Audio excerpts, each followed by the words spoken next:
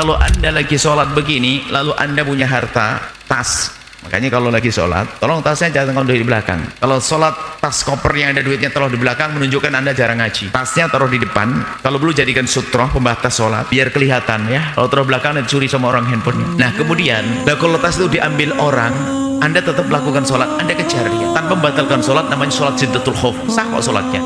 Jadi sholat itu sangat gampang.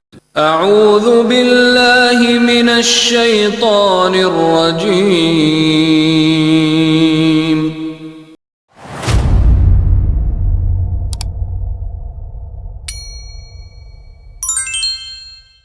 Apa hukumnya sutrah dalam sholat?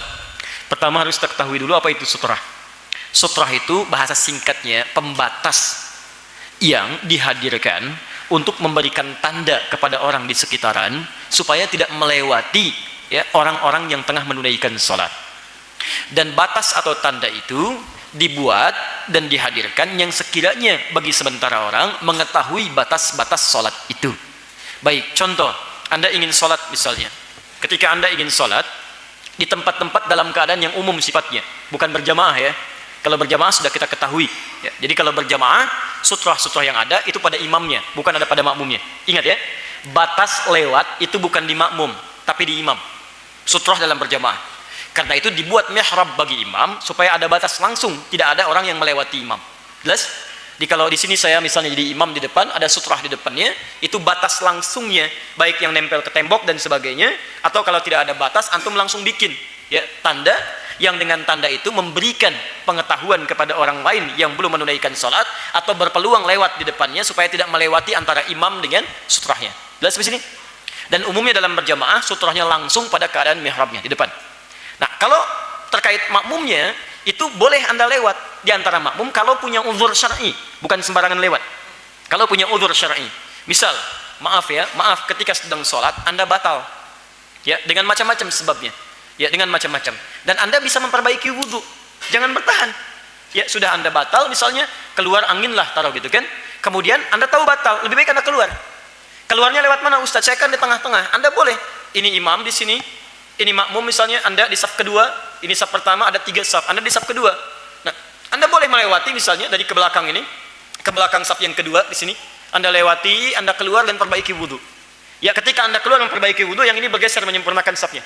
Atau yang di depan maju, boleh untuk menutup saf yang di depan. Nah itu lebih mulia. Jadi ketika Anda keluar, Anda perbaiki wudhu, maka Anda punya kesempatan untuk mengikuti sholat berjamaahnya. Jangan bertahan. Ya, saya malu nggak enak. Misalnya kan, nggak ada urusan nggak enak. Bagaimana kalau Anda meninggal di tengah-tengah sholat? Jelas ya, lebih baik Anda keluar, sempurnakan wudhu. Jadi begitu Anda balik lagi. Jelas ya? Dan kalau sudah seperti ini, makmum yang disampaikan tidak usah kagetan. Nggak usah kagetan. Jadi begitu ada yang keluar, sudah Anda teruskan sholat. Pasti batal nih. Ya usah, Anda teruskan aja. Teruskan, itu mengganggu sholat Anda. Paham ya? Sudah Anda keluar saja seperti biasa, perbaiki wudhu dan sebagainya. Tidak usah ada rasa malu. Ketika diberikan waswas untuk bertahan itu setan. Ketahui itu setan. Paham ya? Baik. Nah sekarang, sutrah orang sendirian. Sutrah orang sendirian, ketika dia sedang menunaikan sholat, saya mohon izin, saya harus tekankan ya. Kalau saya pribadi saya mengatakan, itu bukan garis. Kalau sutrah dia sholat sendirian.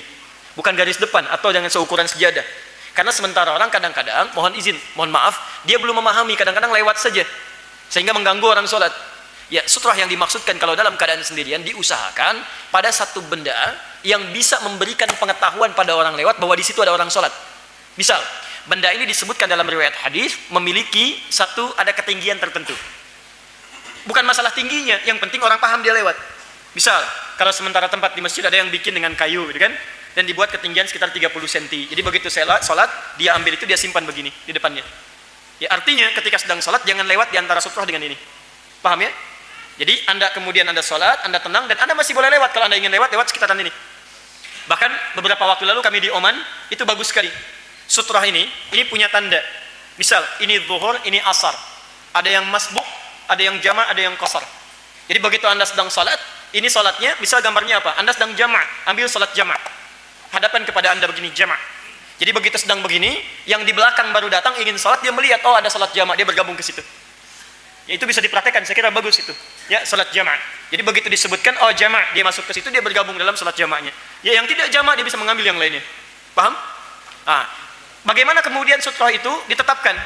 Kalau tidak ada bentuk kayu seperti ini, yang seperti ada di beberapa masjid, cari benda-benda lain. Anda bisa simpan misalnya tas dengan ketinggian tertentu, atau benda tertentu, simpan. Ukuran terbaiknya adalah ukuran batas sujud Anda.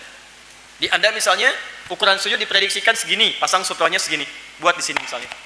Jadi orang masih lewat di sini. Jadi kalau ada orang lewat sekitaran, ada keperluan, dia masih bisa lewat di depan sutra Anda. Jangan pasang terlalu jauh supaya nggak ada yang lewat. Anda sholat di situ pasang di depan. Itu yang keterlaluan. Ya, dipasang di situ. Hukumnya sunnah muakkadah. Ya, sangat ditekankan. Sangat ditekankan. Bahkan ada yang sebagian mengatakan wajib karena memberikan pencegahan pada orang lain untuk tidak mendapatkan ancaman-ancaman dari hadis. Siapa yang sengaja lewat ya di depan orang sholat, maka lebih baik dia menunggu selama 40. 40-nya tidak disebutkan. Apakah 40 tahun, 400 tahun, ya, apakah 40.000 tahun, apakah 40 sekian dan sebagainya. Jadi itu sangat ditekankan. Karena itu bagi orang-orang yang sholat, apalagi sholat sendirian, apalagi kemudian dia menyusul, ditekankan untuk menyimpan benda tertentu di hadapannya untuk memberikan pertanda bahwa dia sedang sholat dan punya batas bagi orang lewat. Jelas ya? Dalam buku 77 tanya jawab salat nomor 52 dan 53 tentang sutrah. Saya dengar ceramah di radio tentang sutrah. Sutrah adalah tongkat tiang di depan imam. Isi hadisnya, syarat sah salat jika ada sutrah minimal setinggi palang pelana tenda. Sajadah bukan sutrah. Jika ada anjing, keledai atau wanita lewat di depan solat, maka solatnya batal. Pertanyaannya, benarkah ada hadis ini? Apa tingkatannya? Hadis tentang sutrah sahih, tapi berhukum dengan satu hadis tak betul. Sekarang banyak hadisnya sahih, pemahamannya tak sahih. Hadisnya sahih, pemahamannya tak sahih, dipinterpretasi menurut otak sendiri. Ayat itu betul semua, tak ada ayat itu salah. Tapi ingat, Lia Eden juga pakai ayat, Ahmad Musadik juga pakai ayat. Ayatnya betul, mereka pelintir ayat. Ahmad Musadik pakai ayat, aku ni nabi terakhir, kata dia. Mana ayatnya? Nih, ya'ti mim ba'dismuhu Ahmad Musadik. Ayatnya betul, pemahamannya tak betul. Hadis tentang sutrah sahih, tapi berhukum dengan satu hadis tak betul. Maka jumhur ulama, kata Syekh Wahbah Az-Zuhaili, bahwa sutrah itu sunnah. Solat pakai sutrah bagus, tak pakai sutrah sah, karena Nabi pernah solat tak pakai sutrah. Baca baik-baik. Hayya 'ala shalah wa hayya 'ala falah. Thumma rukisat lahu 'anazatun. Kemudian ditancapkan untuk Rasulullah anazah. Itu anazah. Anazah ini tombak. Tombak yang tidak terlalu tinggi tapi tidak terlalu pendek. Tombak ditancapkan. Ini adalah syariatnya membuat sutrah pembatas solat. Jadi kalau kita melakukan solat, dan nanti insya Allah ada babnya sendiri, hendaknya kita peduli dengan solat kita. Jangan sampai kita solat tanpa pembatas yang membatasi antara kita. Jika ada orang ingin berlalu lalang di depan kita, ada batas kita.